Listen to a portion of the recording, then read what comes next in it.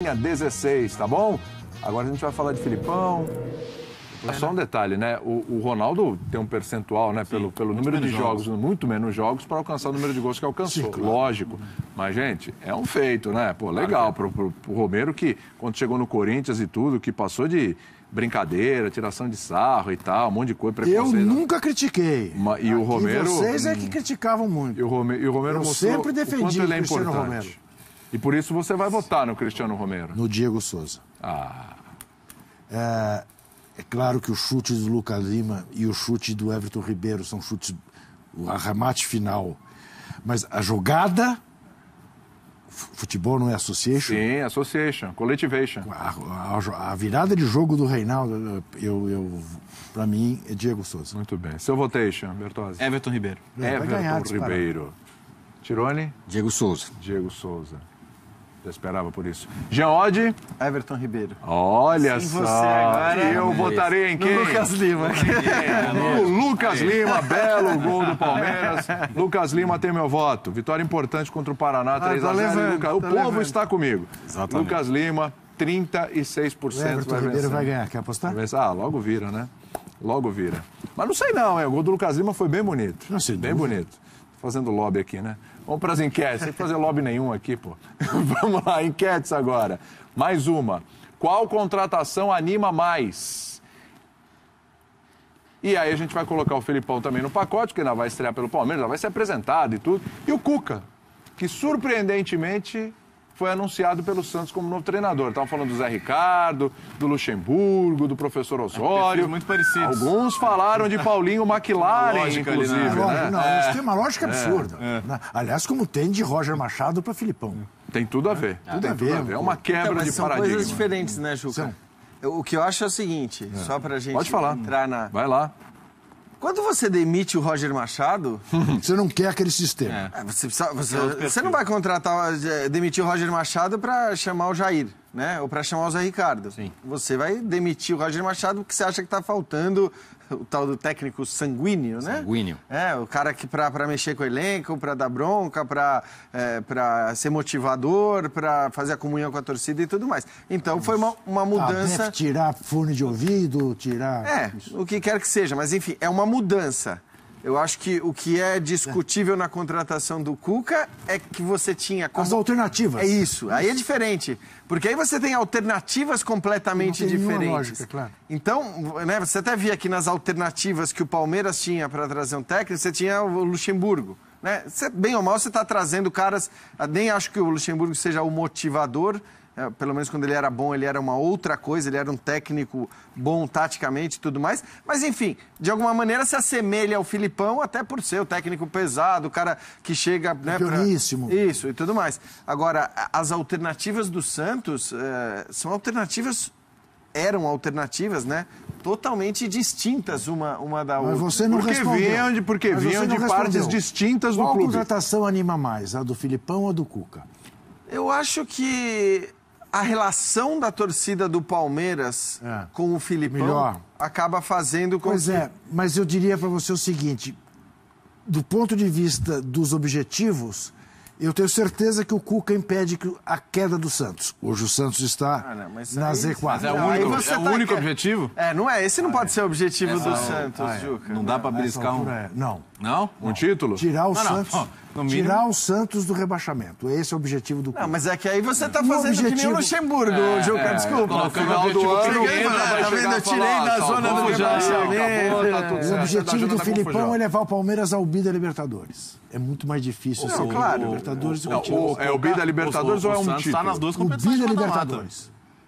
Né? O bi da Libertadores. O Palmeiras quer o bi da Libertadores, faz muito bem querer e pode. O Santos, o Léo lembra. É que a Copa do Brasil ficou mais distante, agora que não conseguiram inscrever os dois reforços, né? Não conseguiram inscrever os dois reforços e não contrataram um técnico a tempo também de trabalhar na Copa do Brasil. O presidente estava sem o telefone dele para ligar para comer bom. Quer dizer, estava com a mulher dele o telefone. Aí não é uma competição que você começa na zona de rebaixamento, é uma competição que você começa de igual para igual com o seu adversário, mas...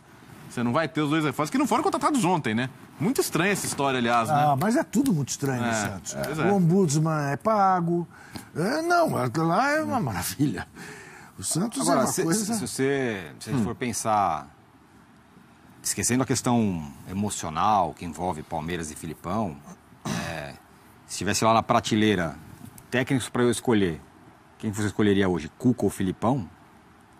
Eu não teria dúvida. Que eu escolheria? O Cuca. O Cuca. Também. Uau, ele pelo menos tem um trabalho O Palmeiras de... não escolheria o Cuca depois do ano passado. Exato, aí o contexto impede, Enfim, né? então, é que o contexto do Filipão, que é palmeirense, que, enfim, que tem... Assim como o Filipão no Santos também não faria o menor sentido. Pois é. Então, mas assim, na frieza da análise, eu acho que o Cuca tem mais a entregar, Seria tem um mais sucesso no possibilidades, Corinthians. Mas seria um mesmo com esse sucesso elenco no do Corinthians. Santos, do que o Filipão em qualquer time, para mim. Como treinador hoje, assim. Eu acho que assim, a evolução do Santos, eu não estou me referindo aos objetivos, tá? Mas a tendência é a evolução do Santos ser maior com o Cuca do que a evolução do Palmeiras acontecer com o Filipão. Não estou dizendo que não haverá evolução, pode ser que haja, mas acho que isso se deve ao estágio de futebol que os dois times vêm apresentando nesse momento. Porque por mais que o Palmeiras tenha demitido o técnico, por mais que o Palmeiras queira evoluir, a verdade é que foi o time que fez a melhor campanha da primeira fase da Libertadores, está vivo na Copa do Brasil, está ali na quinta, sexta colocação do Brasileiro. Então, assim, a evolução é uma evolução mais difícil do que a evolução de um time que tem ótimos jogadores, porque o Santos tem ótimos jogadores, está recebendo 2 reforços importantes e está na zona de rebaixamento do Campeonato Brasileiro. Então, até pensando um pouco do ponto de vista do objetivo do Cuca, ele chega numa situação até confortável para o Santos. É aquele cara que vai chegar... O caminho é só para cima, né? É isso, vai fazer o mínimo ali e com o mínimo ele já vai subir. O Filipão, para subir, quer dizer, né, para ter o time apresentando um futebol melhor, ele vai ter que fazer mais. O desafio do Filipão é maior. O desafio do Filipão é bem maior do que o desafio do Cuca, né? Acho que independentemente da capacidade de ambos. Acho que hoje são perfis até Por que o Filipão não vem com o Murtosa dessa vez? O Murtosa parece que está com problema de saúde, está tratando. O Paulo Turra vai ser o Murtosa. E vai já dirigir o Palmeiras no jogo contra o Bahia, aliás. O Palmeiras vai com o time titular para a Bahia? Vai com o time titular. Copa do Brasil. Olha que coisa interessante, a gente fala dessa coisa dos medalhões voltando, né? Como se assumissem que um determinado perfil para os dois clubes não deu certo, então vamos pro testado e em algum momento do passado, o Cuca, um passado bem mais recente e aprovado. O primeiro colocado brasileiro quem é? Hoje? Técnico. O Barbieri. Terceiro. Hellmann. É o Hellmann, é verdade. Quarto. É o Thiago Largue. Curioso, e são 3 novatos absolutos. Exato. Sim. Absolutos. São caras que não dirigiram, a não ser interinamente, times de Série A até o ano E passado. o outro é um estrangeiro. Né? Ou seja, o curioso será que o outro é um estrangeiro, o Agui, a última geração de novatos não pode estar sendo superada por outra geração de mais novatos ainda? É só uma reflexão. Será que essa geração do Roger não pode acabar no limbo? Eduardo Batista. Eduardo Batista. Então, que pode entrar no que você falou, né, Jean? Da aleatoriedade de algumas situações. Total, né? Mas é interessante observar isso, porque esses caras estão entrando para duelar, teoricamente, com novatos absolutos. E nem com panoramas muito favoráveis, como são o Inter e o Atlético hoje. Não são 2 times que eram, no começo do campeonato, você veria em terceiro e quarto. Como estão Sabe hoje. qual é o problema disso, E o Léo? 7º colocado também. É que assim, o novato que faz uma boa campanha, ele tá lá porque ele faz uma boa campanha. O novato que cai da primeira para a quinta colocação, da terceira para a 7ª ou da 4ª para a 8ª, ele corre um risco de demissão. Mas aí o problema passa a ser mais dos dirigentes. Claro, sem dúvida alguma dos dirigentes, mas acho que é isso, entendeu? A gente fala de uma nova geração de novatos, porque talvez a última geração, não é velha, mas a última geração de novatos também não tenha o respaldo que teriam figuras como... Se fossem bem. Filipão, como Cuca, como o próprio Vanderlei. Vou te falar uma coisa, Não existe Juca. nada de novo no futebol. Se o Filipão tivesse sido contratado pelo Palmeiras no começo do ano, eu duvido, mas duvido que se ele tivesse feito tivesse tido exatamente os mesmos resultados que o Roger, até porque os ele não resultados seria são ruins. demitido. Permanecia. Palmeiras fez a melhor campanha da Libertadores. Palmeiras está nas quartas da Copa do Brasil.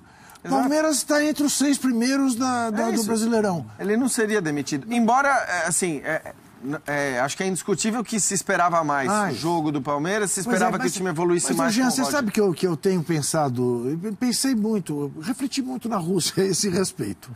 Eu acho que, de alguma maneira, nós somos fartamente responsáveis por criar uma expectativa em função do dinheiro gasto, sem uma análise muito acurada de quem era quem que vinha na esteira desse dinheiro, e exigir do Palmeiras alguma coisa que esse time também não pode dar. Sobre elenco, você diz? Eu não consigo... É que eu acho o seguinte, acho quem, que... Quem o Palmeiras tem que você diz assim, pá, é um jogador admirável, extraordinário. Eu gosto do Moisés para burro. Acho que o Moisés, infelizmente, não fosse o fato do Moisés ter se machucado, o Moisés podia ter disputado o lugar de titular na seleção brasileira na Copa. Sim. Mas de resto... Pense. Não, Juca, eu não consigo... Ó, tô até elencando aqui pra gente... O Edu Dracena é titular na zaga do Palmeiras. Enquanto já elenca, então vai elencando tranquilo. Vai lá. Eu penso o seguinte, acho que no futebol brasileiro o poder econômico, ele cria diferenças menores do que devia por causa da nossa classe de dirigentes, do nosso calendário. Então, no final das contas, assim... Adianta apostar num técnico muito bom treinando o time se ele não vai treinar o time? Ou se ele não vai ter tempo para treinar o time? Ou se ele não vai ficar tempo suficiente para deixar o time do jeito que ele quer? Então, acho que a nossa classe de dirigentes está em primeiro lugar nessa explicação de por que as coisas são tão aleatórias, para voltar no que o Jean disse às vezes. Você vai, ganhou, fica. Não ganhou, tchau. Posso te dar um exemplo claro? O que nós temos muito claro nesse momento no futebol, eu diria no futebol mundial, com as exceções de praxe. Times sem estrela, porém bem organizados, significa dizer bem treinados, têm conseguido resultados que times com um bando de estrelas não conseguem. No futebol mundial, você disse? Mundial? Se eu olhar, pense a Copa do Mundo.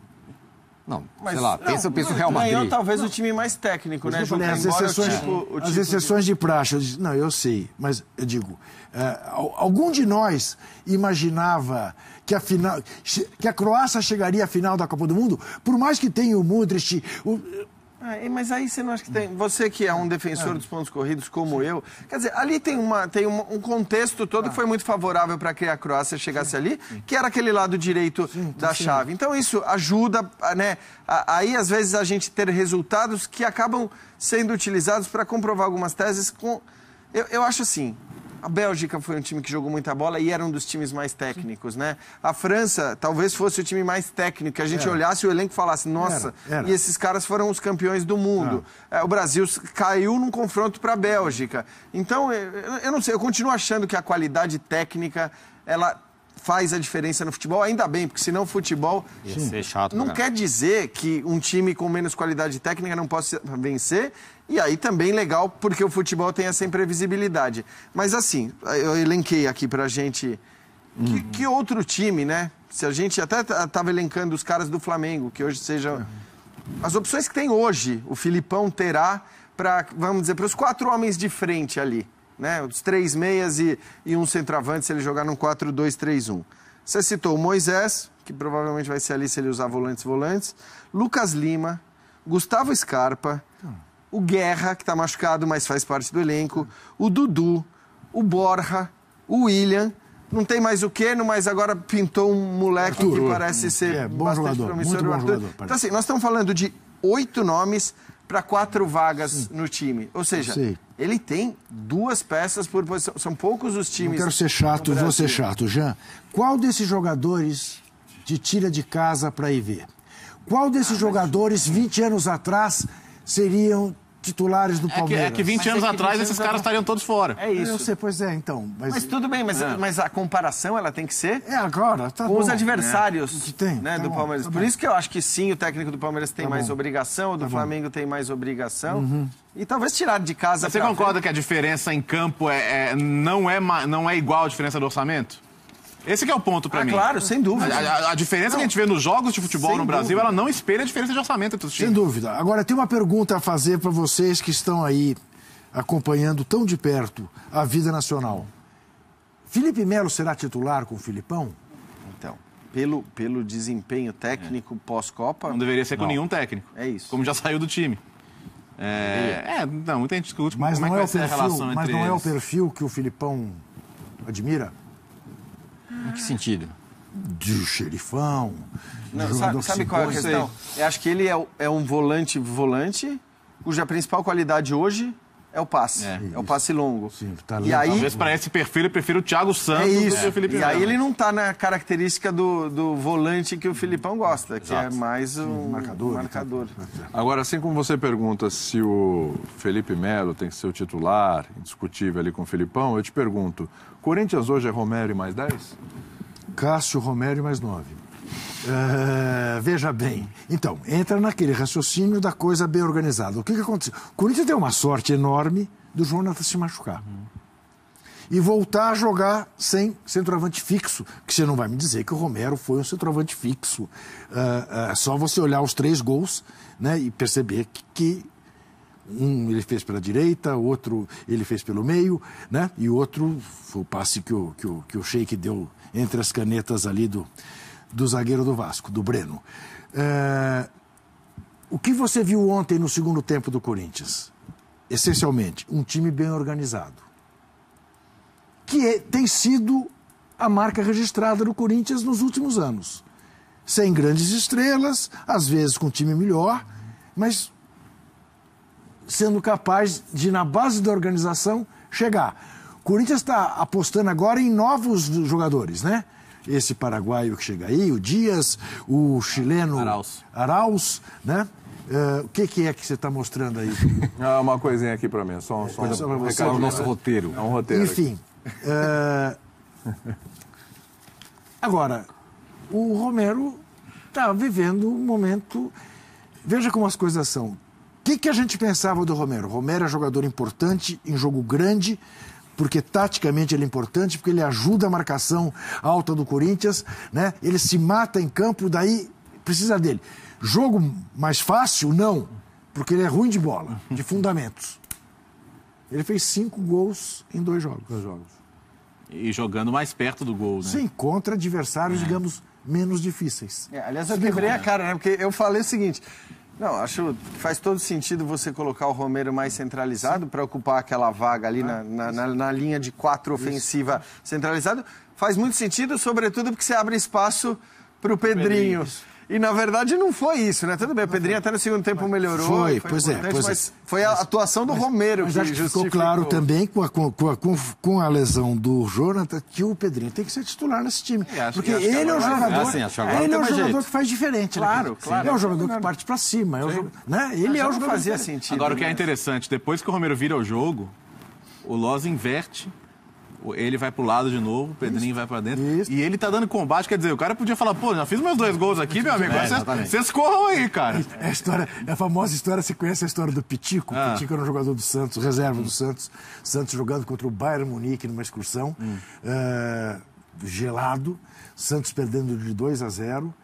E era o Lula, ou era o Antoninho, não sei. O técnico do Santos chama o Pitico no banco, né, tudo agasalhado e tal, tomando conhaque. E diz, Pitico, agora é o seguinte, você vai entrar no lugar do Pelé, você vai marcar, você não vai deixar o Beckenbauer jogar o que ele está jogando. Assim, o senhor Lula é o seguinte,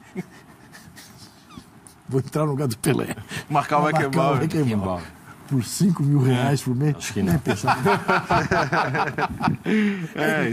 E é isso, ele fez os 2 gols e ele continuou dando o combate dele, roubando bola na lateral. É um cara que não dá pra você questionar a dedicação e o esforço dele. E agora o cara tá no seu momento iluminado, né?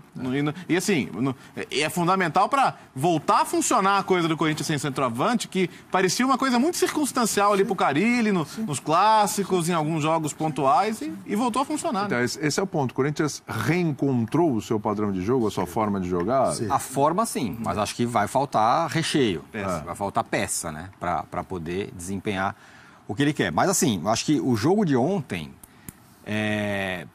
pode indicar um Corinthians que não vai ter um ano no Campeonato Brasileiro tão dramático como muita gente estava falando. E pode ser um time para ser campeão do mata-mata desses aí, de uma Copa do Mundo. Me parece que vai beliscar... Você mudou rápido de opinião, hein, Juca? Me parece que vai beliscar pontos, esse tipo de ponto, entendeu? Pegar o Vasco, um time que está meio bagunçado e tal. vai dar para ganhar fora de casa.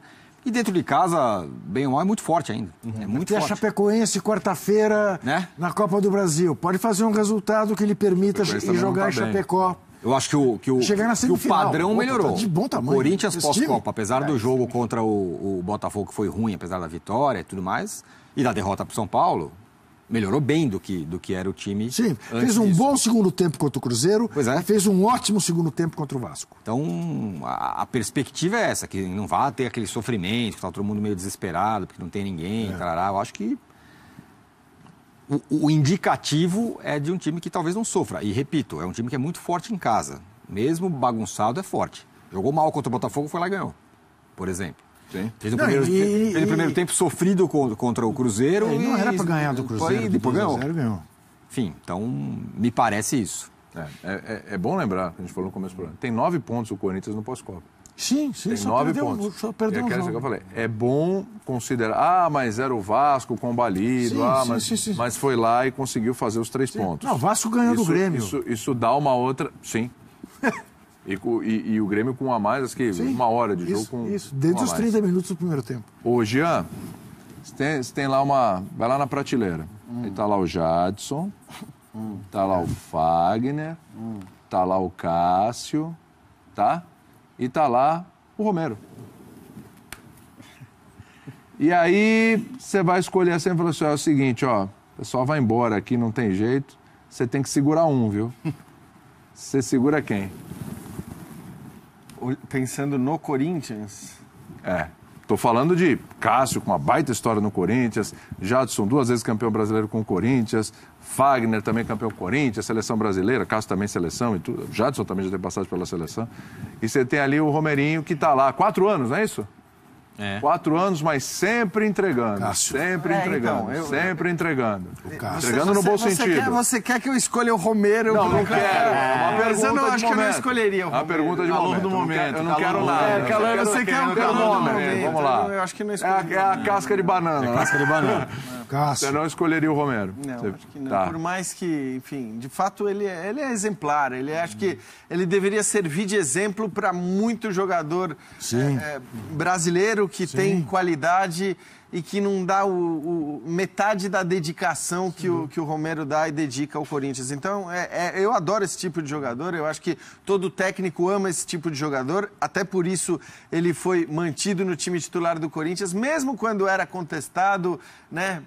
Eu nunca critiquei. Por parte da torcida do Corinthians. Todos os técnicos que passaram lá... Pelas suas limitações técnicas, mas ele está sempre lá, está sempre como titular, é indiscutível. Agora, eu não acho que é o cara que faça a diferença, embora tenha feito nos 2 últimos jogos, assim, acho que não é o cara com a maior capacidade de decisão de jogo. Se a gente olhar para esses 4 aí, o cara que mais decidiu o jogo para o Corinthians foi o Cássio mesmo, né? De jogo grande, jogo decisivo. Cássio, sem dúvida. É o cara que cresce nas horas grandes. Claro, é goleiro, é diferente, mas... apesar, assim, guardadas as devidas proporções, é bom a gente ressaltar. O Romero também aparece em jogos grandes, hein? Não, sem dúvida. Ele é essencial, taticamente. Não era fazendo gol, mas... E é o goleador da Arena, né? O Morgan, artilheiro também da Arena. Também tem essa, são vários números impressionantes. Agora, eu posso estar cometendo alguma injustiça com alguém, mas eu acho que desde Gilmar, dos Santos Neves, Cássio é o maior goleiro da história do Corinthians. Desde o Gilmar. Mais que o Dida? Hã? Mais que o Dida? Mais que o Dida. O Dida, tudo bem. Pela relevância nos títulos mais importantes. Acho que é questão do melhor ou maior, né? Exato, assim, até pelos... Se não é as conquistas. Verdade que o Dida foi campeão do mundo também, né? Brasileiro. E campeão brasileiro. Mas o Cássio foi campeão da Libertadores, foi campeão do mundo. Sendo fundamental nessas conquistas. Ele é o homem do título na bola do Diego Souza. Exatamente. Não é isso? E no jogo contra o Chelsea ele faz 3 defesas. Foi o melhor homem em campo. Sim. Como o Rogério Ceni foi contra o Liverpool, foi o Cássio contra o Chelsea. Sim, sim. Vamos para o intervalo. Daqui a pouco, vou citar a seleção brasileira aqui. Menino Ney e seu desabafo. Foi desabafo? Foi? Vou falar sobre isso daqui a pouco. O Rômulo que sabe.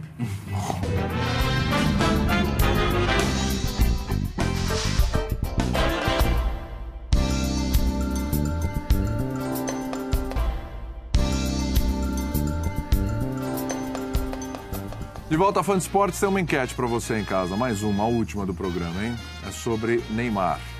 Cada hora pinta uma história diferente, né? Uma novidade. Após a divulgação da propaganda, a imagem de Neymar melhora, piora ou não muda? Participe com a gente na hashtag Linha 16 ou no @Linha ESPN. A gente tem um... Posso dar meu opinião? Pode, você vai dar já. Em um segundo. Inclusive, você vai aproveitar o Na Lata, já vou com você, tá bom? Tá. Vamos lá. Vamos abrir o Na Lata aí sobre Neymar. Vamos lá. O desabafo de Neymar é... Começa pelo Tirone? Artificial. Artificial. Jean? Mais do mesmo. Mais do mesmo. Juca? Patético. Bertozzi? Comercial. E o meu é falso. Vai. Então, eu acrescento dizendo que se eu não tivesse sido forçado a responder patético, eu não teria respondido, se não tivesse o Na Lata. Foi forçado? Eu pensei, a patético? foi. Eu ia escrever seriamente a respeito hoje, quando vi a tuitada do Rômulo e me representou, né? Quem não viu, veja no Twitter do Rômulo ou no meu blog, está lá reproduzido o Twitter do Rômulo, que é brilhante, brilhante. Ele também está arrependido de uma série de coisas, está atrás de um patrocinador para fazer um desabafo. E eu me limito a dizer para você o seguinte: enquanto o mentor do menino Neymar for o Neymar pai, essas coisas acontecerão. E ponto. O que me chama a atenção, assim, a primeira é o óbvio, né? É que, assim, ele fez um desabafo, ele fez um pronunciamento, porque ele ganhou R$1 milhão para fazer um pronunciamento. Isso é a coisa mais lamentável de tudo isso. Quer dizer, não é que ele sentia, de fato, necessidade de se pronunciar e de se dizer injustiçado ou de se explicar ou do que quer que seja. Pelo jeito, ele não sentia necessidade. Mas como pagaram para ele, segundo matéria do Globo, R$1 milhão, ele resolveu se pronunciar. Aliás, é o pronunciamento dele ou de um roteirista? Não, roteirista. Evidentemente, é discutível já por aí. Desculpa, Jean, faltou dizer o seguinte: eu voltei a usar barbeador elétrico. Sério. Tinha uns memes rolando, né? Era assim, o cara sem barba nenhuma. Eu antes do pronunciamento do Neymar, eu depois do... Aí era uma barba desse tamanho. Mas, enfim. E acho que, para mim, o teor também que ele assina, né?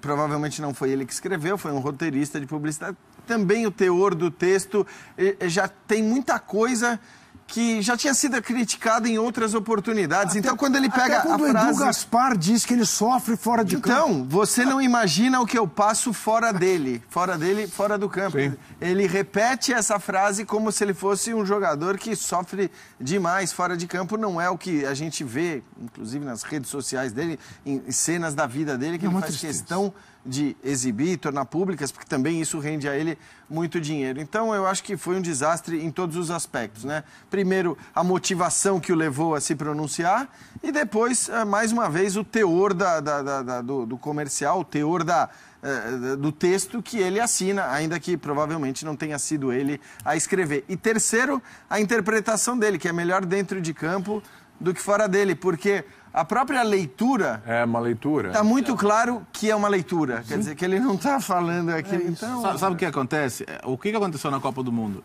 O comportamento dele virou meme. O que aconteceu com o comercial? Virou meme. E claro, o meme de ontem era eu cair, mas só quem... Conduzindo o Silvio Santos caindo, o Faustão caindo, todo mundo caindo. E virou mais uma vez meme. Quer dizer, se a ideia era criar algum tipo de empatia com ele... Não deu certo. Sim. Porque, de novo, pareceu artificial, né? Até porque o Neymar, ele deu entrevistas no último final de semana, por causa dos eventos envolvendo o instituto dele, etc. e tudo. E, assim, o que ele falou ali nos microfones não tem nada a ver com esse texto. O que ele falou lá foi, não, essa encheção de saco aí, já deu, não é pra mim. Eu driblo mesmo. Não é coerente com o que ele falou. Então, sabe quem tá ali. Por isso que eu falei, o desabafo do Neymar é comercial, é um comercial. E assim, existe, você sabe, existe a figura do gestor de crises. Sim. Né? Embora a palavra gestor tenha sido desmoralizada ultimamente aqui em São Paulo. Mas até outro dia, aqui mesmo no nosso Bola da Vez, apareceu um gestor de crises que foi gerir a crise do Ricardo Teixeira e acabou acusado na Operação Zelotes. Chegou ao absurdo de dizer que político no Brasil é visto como ladrão apenas desde o Mensalão.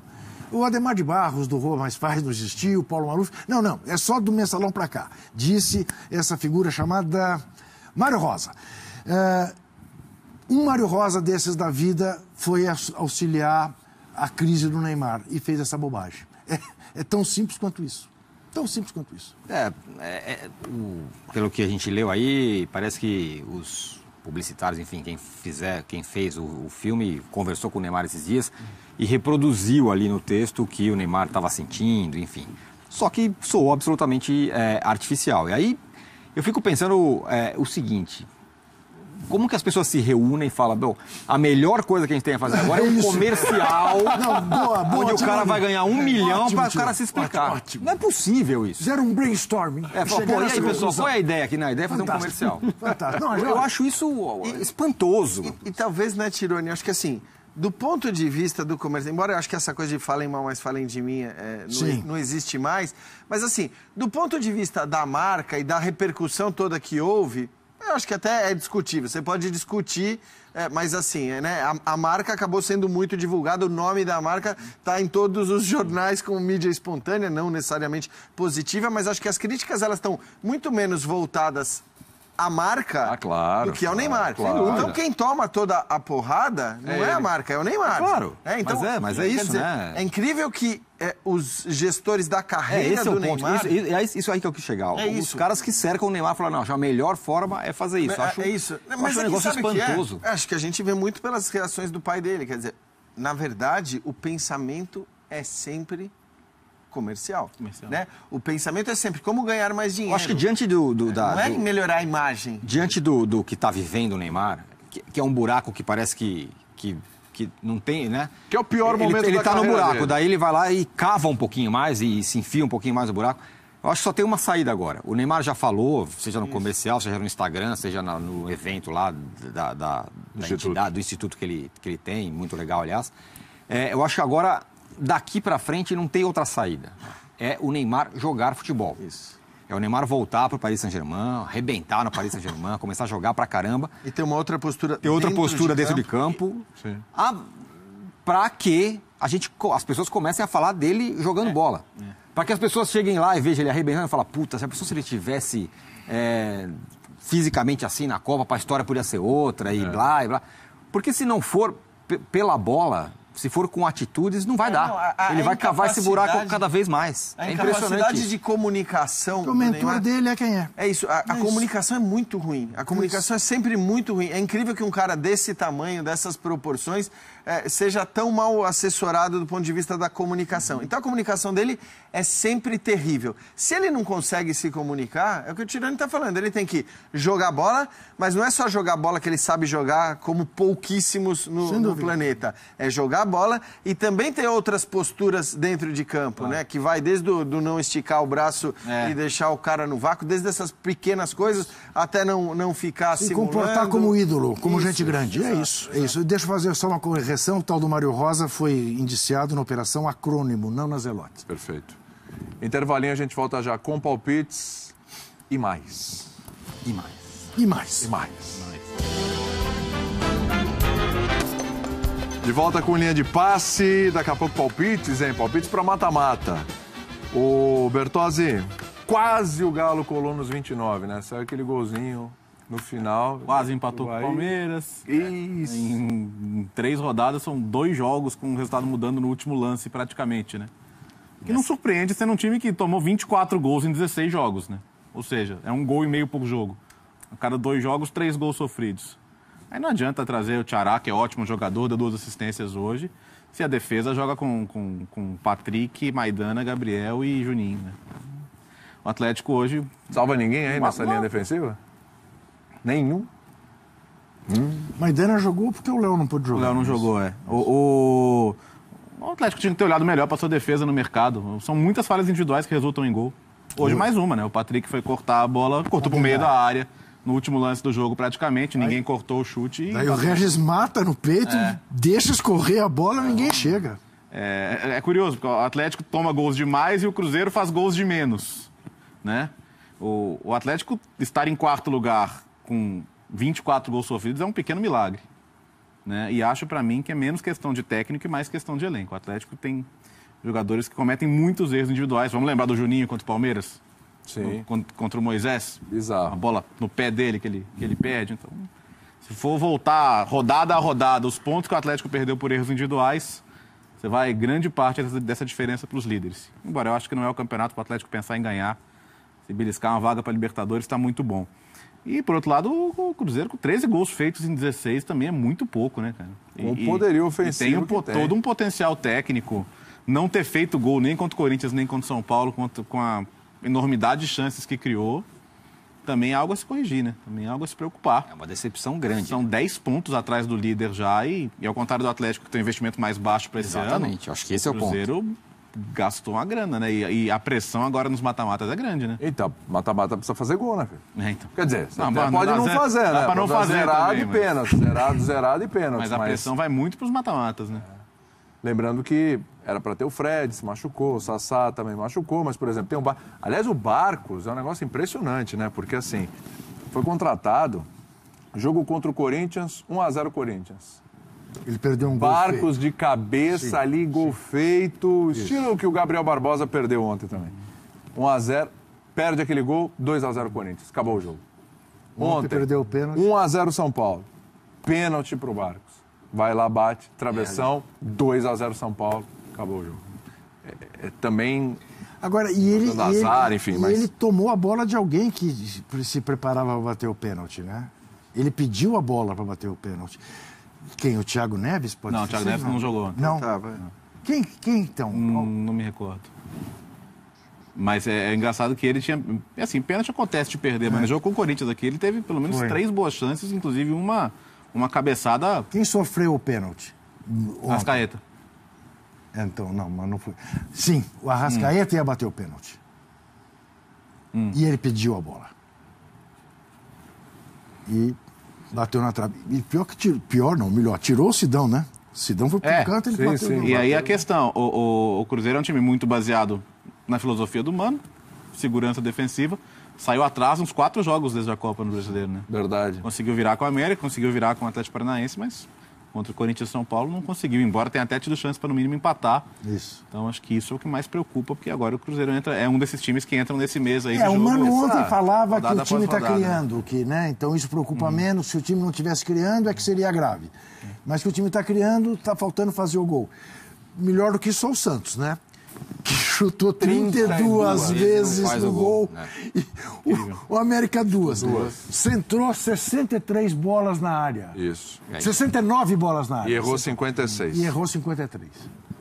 56. Chuva de cruzamentos é uma herança do Jair Ventura, né? Isso. Ele cruzava muito. O Cuca, tomando cuidado pelo cacófato, gosta. Gosta, é verdade. Né? É verdade. Mas tem condições, tem jogadores ali para jogar com a bola no pé, para não forçar tanto cruzamento. Tem condições de triangulações, de bola no pé ali, de mover o adversário de uma outra forma. Muito bem. Rapidinho, Bertozzi, para a gente ir para os palpites. É uma boa para o Atlético? Claro, ficar fora de competições não é uma boa. Mas você acha que dá para fazer algum ajuste tendo mais tempo para trabalhar esse elenco, já que não está em outras competições? Ou que você falou assim, as peças que estão ali são essas peças, vai ter uma semana, 2 para trabalhar? Isso vai ajudar, que assim, as limitações técnicas de jogadores você não corrige, né? Exatamente. Os erros individuais, o cara que é fraco, é fraco. Agora, o Atlético teve a situação que ele trabalhou o mês da Copa com o Roger Guedes, com o Gustavo Blanco, né, que se machucou, com o Bremer, que foi vendido também no finalzinho. Então, você praticamente teve... Quando voltou o brasileiro, não é mais esse time. Então, acho que nesse aspecto, e até no aspecto físico também, ter esse mês, mas o Inter também vai ter, né? Aliás, é a próxima rodada, né? Atlético e Inter de Independência é um jogo que vale muito para os dois aí. Mas acho que esse é o mês para tentar dar um pulo aí. Todo mundo vai ter que negociar elenco, vai ter que trabalhar com revezamento. É um mês para tentar fazer isso. Agora, para mim, a direção deixou de olhar de novo para a defesa, que é uma coisa que tem sido feita ao longo dos últimos anos. Não se contrata para a defesa ou se contrata mal. E, para variar, o Atlético tem uma das piores defesas do campeonato. Palpites, agora. Opa. Cascudos, hein? Cascudos. Uma parte.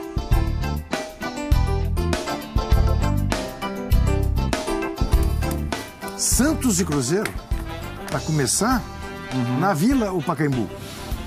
Vila. Com o Cuca já ou sem Cuca?